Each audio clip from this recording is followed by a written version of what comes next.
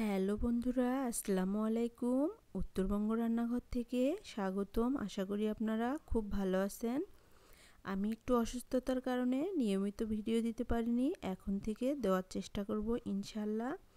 আমি আজকে আপনাদের সাথে তিসি ভর্তার একটি রেসিপি শেয়ার করব। চলুন তাহলে সে ভর্তা কিভাবে করিয়ে নেওয়া হয়েছে দেখানো যাক। প্রথমে আমি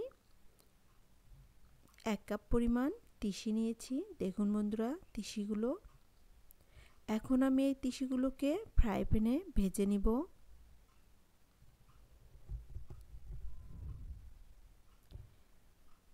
অল্প আঁচে তিসিগুলোকে ভেজে নিতে হবে যাতে পুড়ে না যায়।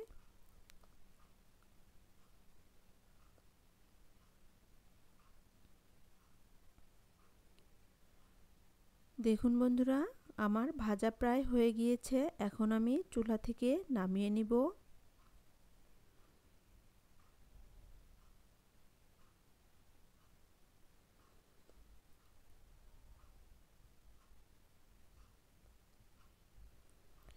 চুলা থেকে এখন নামিয়ে নেওয়ার পর আমি এখন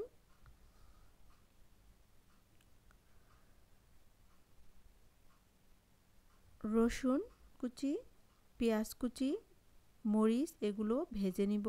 এখানে কোনো প্রকার তেল দিব না, একদম খালি ভেজে নিব। আমি আগে রসুন আর মরিচগুলোকে ভেজে নিচ্ছি।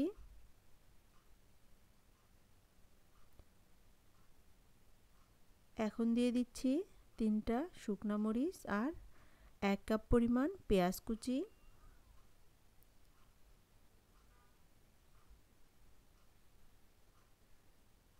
দেখুন বন্ধুরা,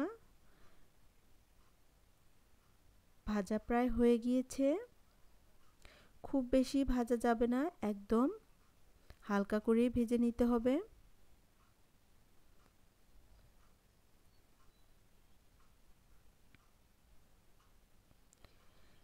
এখন আমি এগুলোকে ভর্তা বানিয়ে নিব।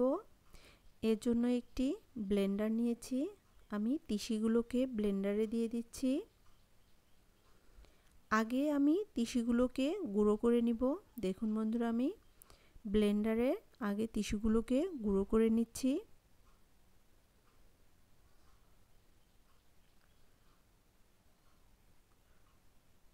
কত সুন্দরভাবে তিসিগুলো গুঁড়ো হয়ে গেল।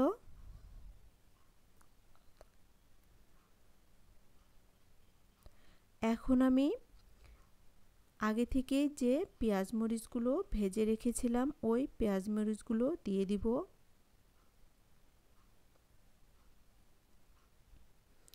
এখন আমি পেঁয়াজ মরিচগুলো দিয়ে সামান্য একটু লবণ দিয়ে আমি আবারও ব্লেন্ডার করে নিচ্ছি।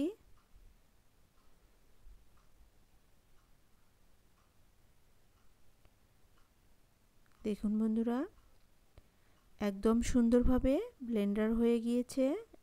এবং এখন আমি যে তিসিগুলোকে গুঁড়ো করে রেখেছিলাম একটা সাইডে, এখন ওই তিসিগুলো দিচ্ছি। এখন পেঁয়াজ মরিচের সঙ্গে তিসিগুলোকে খুব সুন্দর করে মিক্সড করে নিলাম। একদম ভর্তাও রেডি হয়ে গেল। আমি একটি প্লেটে নামিয়ে নিয়েছি। দেখুন বন্ধুরা, কতটা লোভনীয় হয়েছে। গরম ভাতের সাথে এই ভর্তা খুবই টেস্টি হয়ে থাকে, খুবই মজাদার হয়ে থাকে। আপনারা বাসায় একবার হলেও এভাবে বানিয়ে খাওয়ার ট্রাই করবেন। আর এই ভর্তা বানিয়ে নেওয়াও খুব সহজ। কত সহজভাবেই আমি বানিয়ে নিলাম, আপনারাও একবার ট্রাই করতে পারেন। ভিডিওটি যদি ভালো লাগে তাহলে অবশ্যই একটি লাইক, কমেন্ট করবেন, শেয়ার করবেন এবং সাবস্ক্রাইব করবেন। আপনাদের একটি লাইক আমাকে আরও ভিডিও বানাতে উৎসাহিত করবে, এজন্য লাইক কমেন্ট করবেন অবশ্যই। সকলের সুস্থতা কামনা করে আমি আমার ভিডিওটি এখানেই শেষ করব। ধন্যবাদ সকলকেই। আল্লাহ হাফেজ।